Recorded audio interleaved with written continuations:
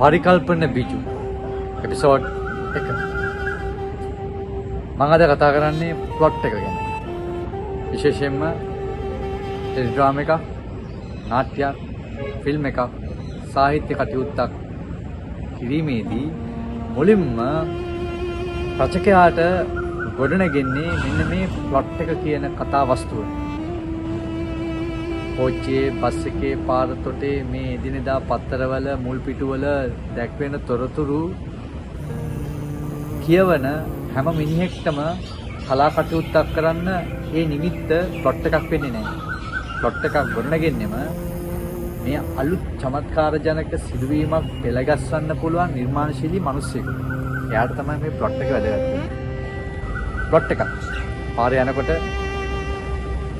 මලමිනියක් අතේ දරාගෙන මිනිහ පාරේ ඇවිදගෙන යනවනම් ඒක හැම මිනිහෙක්ටම ප්ලොට් එකක් වෙන්නේ නැහැ. කවියක් ලියන්න, ෆිල්ම් එකක් කරන්න. හැබැයි සමහරක් කෙනෙකුට මේක විශිෂ්ට සිනමා කෘතියකට ප්ලොට් එකක් වෙන්න පුළුවන්.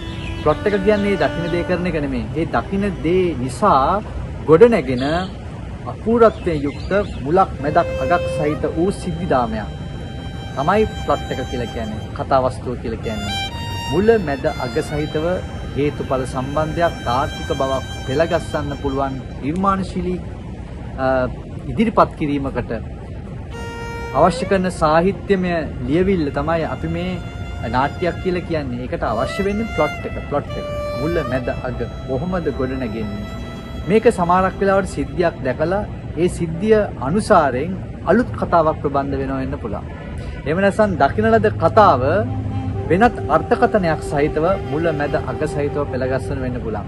එහෙම නැත්නම් සිදුවීමට නියමිතයි කියලා තමන්ම ගොඩනංවන ලද කතා වස්තුවක් වෙන්න පුළුවන්. මේ විදිහට විවිධාකාරයෙන් සාහිත්‍ය කටයුත්තකට, නාට්‍යයකට, ෆිල්ම් එකකට ප්ලොට් එකක් වෙනවා.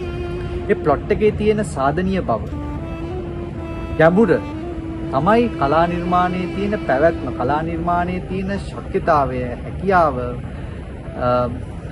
තීන්දු කරන ප්‍රධාන සාධකයක් වෙන්නේ. සමහරක් ප්ලොට් තියෙනවා මොකටද ඒක කරේ, වැඩක් තියෙනවද, ඒක ෆිල්ම් එකක් කරන තරම් වැදගත්ද කියලා වගේ අපිට දැනෙනවා. ඒක නාට්‍යයකට උචිත ප්ලොට් එකක් නෙමෙයි. කෙල්ලෙක් කොල්ලෙක්ට ආදරේ ප්‍රකාශ කළා බෑ කියනවා. ඒක නාට්‍යයකට උචිතද කියන ප්‍රශ්නේ ආවදින් මොකක්ද ඒක නාට්‍යයට උචිතද කියන ප්‍රශ්නේ ඇත්තටම එනවා. හැබැයි ඒක නිර්මාණකරුවා ගොඩනගන්නේ හරි අපූර්ව අර්ථකථනයක් සහිතව නම් කතා කරලා තියෙන භාෂාව, සංකේත, රූපක වගේ දේවල් එක්ක තමයි ඒකේ සාර්ථකත්වය තීරණය වෙන්නේ. ප්ලොට් එකක් මෙන්න මේ සන්දර්භයන්, මෙන්න මේ කොටු 6කට අපිට දාන්න පුළුවන්. ඒ තමයි ප්‍රොලොග් එක සහ ඉන්ට්‍රොඩක්ෂන් එක. ප්‍රොලොග්, ඉන්ට්‍රොඩක්ෂන්. සාමාන්‍යයෙන් ওই ග්‍රීක නාට්‍යවල, සංස්කෘත නාට්‍යවල ප්‍රොලොග් එකක් තියෙනවා. ඒක මේ පූර්ව රංගය කියලා කියනවා, ප්‍රස්තාවනාව කියලා කියනවා. ඒ නාට්‍ය පටන් ගන්නට අවශ්‍ය කරන වප්පසරිය, මිනිසුන් ආකර්ෂණය කරගන්නට අවශ්‍ය කරන දේ ගොඩනගනවා. ඒ ප්‍රොලොග් එක තුලම ඉන්ට්‍රොඩක්ෂන් එක, චරිත කවුද, කොහේද මේ වෙන්නේ, මොකක්ද වෙන්නේ කියලා ඉඟි කරනවා. සාමාන්‍යයෙන් බොහෝ සුලභ නිර්මාණවල තියෙන මේ ඉන්ට්‍රොඩක්ෂන් එකක්, හැඳින්වීමක්. කොහේද, කවුද, මොකක්ද වෙන්නේ යන්නේ කියන එක මුල්ම විනාඩි 7 තුල හඳුන්වා දෙනවා. විනාඩි 7ක් කියන සංඛ්‍යාව මම ඔයගොල්ලන්ට දැම්මෙම මනෝවිද්‍යාවේ කියවෙනවා විනාඩි 7ක් තමයි ප්‍රේක්ෂකයාව, රසිකයාව, පාඨකයාව එක දිගට අල්ලගෙන ඉන්න පුළුවන් වෙලාව. අන්නේ වෙලාව තුල මිනිස්සු අඳුන ගන්නවන මේ නිර්මාණයේ කතානායකයා කවුද? මොකක්ද වෙන්නේ යන්නේ? මොකක් පිළිබඳවද මේ කතා කරන්න යන්නේ? කුමන කාලයේද, කුමන වටපිටාවකද, කුමන ආර්ථික දේශපාලන පසුබිමකද මේක ගලා යන්නේ කියලා තේරුම් ගන්න ඕනේ. එතකොට තමයි මිනිස්සු ફોකස් වෙන්නේ මේක අපි බලන් ඉන්න ඕන කියලා. ඊට පස්සේ රයිස් ඉන් ඇක්ෂන්, ගැටුම පටන් ගන්නවා. ගැටුමක් තියෙන්න ඕන. අපිව කුතුහලයට පත් කරන්න ඕන. ඊට පස්සේ ක්ලයිමැක්ස්, ගැටුමේ උඩින්ම තැනකට යන්න ඕන. මොකකින් මොකක් වෙයිද කියලා අපුව දෙගිඩියාවට පත් කරන්න ඕන. ගැටුම අවසන් වුණාට පස්සේ අපි දන්නවා අපිට කුතුහලේ නෑ. දැන් අවසන් වෙන විදියයි අපි දකින්නේ. මනමේ කුමාරයාව වැද්දා මැරුවට පස්සේ, කුමරියව වැද්දා දාලා ගියාට පස්සේ ගැටුම ඉවරයි. හැබැයි අපි නැකිටලා යන්නේ නැහැ. අපි බලන් ඉන්නවා. මොකද්ද වෙන්නේ දැන්? අපි දන්නවා කුමරිය පරාද වුණා. අපි ඒක බලන් ඉන්නවා. fall in action. action එක ඉවරයි. resolution කියන්නේ අවසන් වෙනවා. ඒ අවසන් වෙන්නේ අපේ හද තුල මේ නාට්‍ය මතකය මේ නාට්‍ය අත්දැකීම හැමදාමත්ම තියෙන විදිහ. ඔබ නරඹන නාට්‍යවල මෙන්න මේ ආකෘතිය හැමෝම විමසන්න. ඔබ ඈතකදී බලපු නාට්‍යවල මොකද්ද ප්‍රොලොග් එකේ ඉන්ට්‍රොඩක්ෂන් එක? Rise in action climax. fall in action resolution. ඔයාලට මොකද්ද මේ අන්තිමටම නාට්‍ය අත්දැකීමත් එක්ක ලැබුණේ කියලා හිතන්න. එහෙම ලැබෙන්නේ නැත්නම් ඒ නාට්‍ය පිළිබඳව ඔබ විනිශ්චය කරන්න ඕනේ.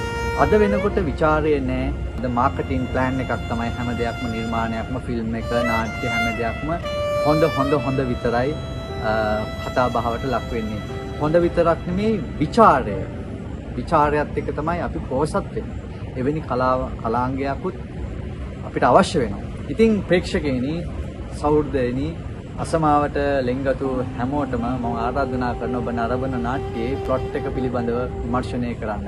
ප්ලොට් එකේ ගලා යාම පිළිබඳව විමර්ශනය කරන්න. ඒවට 90%ක්ම තියෙන මේ මුලක් මැදක් අගක් තියෙන නවකතා, කෙටි කතා, නාට්‍ය, සාහිත්‍ය, චිත්‍රපට වගේ දේවල්. නමුත් මුල මැදක් නැති, කතන්දරයක් නැති දේවල් තියෙනවා. ඇබ්සර්ඩ් ප්ලේ, ඒ වගේම එපික් ආකෘතියට තියෙන දේශපාලනික නාට්‍යවල මේ මං කියන දේවල් වලට වඩා වෙනස්. ඒ ප්ලොට් එක වෙනස්. එපිසෝඩ් විදියට තමයි ගොඩක් වෙලාවට බර්ටෝල් බ්‍රෙෂ්ට්ගේ නාට්‍යයක් කියන්නේ. කුඩා නාට්‍ය. මේ අතර සම්බන්ධයක් තියෙනවා. ඇබ්සර්ඩ් ප්ලේ වල ගොඩක් වෙලාවට කතාවක් නැහැ. ඒක තියෙන ශුන්‍යත්වයේ හිස්කම. හැම නිර්මාණයකටම ශෛලියක් තියෙනවා, ආකෘතියක් තියෙනවා, ඒ වගේම දර්ශනයක් තියෙනවා. මේවත් එක තමයි ප්‍රේක්ෂකයාට මේක බලපෑම් ඇති කරන්නේ. ඒවා කිසිවක් දන්නේ නැතිව සයිවාරුවක් ගගා ෆෝන් එක රින්ග්ස් යනකොට කතා කර නරඹන ප්‍රේක්ෂකයාව අපි බැහැර කරන්න ඕනේ. ඒගොල්ලෝ ගෙදරම ඉන්න ඕන. අපේ අම්මා තාත්තට ඒක හුරු නැත්තම් අපේ අම්මා තාත්තා ගෙදර තියලා තමයි රංගශාලාවට එන්න ඕනේ. ඒගොල්ලොන්ව මේ නිකම් මේ අපි නාට්‍යයක් පෙන්වන්න එනවා කියලා වාඩි කරලා වැඩක් නැහැ. ඒකෙන් ගුණාත්මක ප්‍රේක්ෂකාගාරයක් හැදෙන්නේ නැහැ. උන්ට පැහැදිලි කරලා මේ නාට්‍යයක් බලන්න. මේක වෙනස්. ඒක තමයි ලෝකෙ ඉතිරි වෙලා තියෙන මානව සම්බන්ධතා, මානව දර්ශකයන් උලුගන්වන්න පුළුවන් පීඩනය ලස්සනට සමනයටපත් කරන්න පුළුවන්.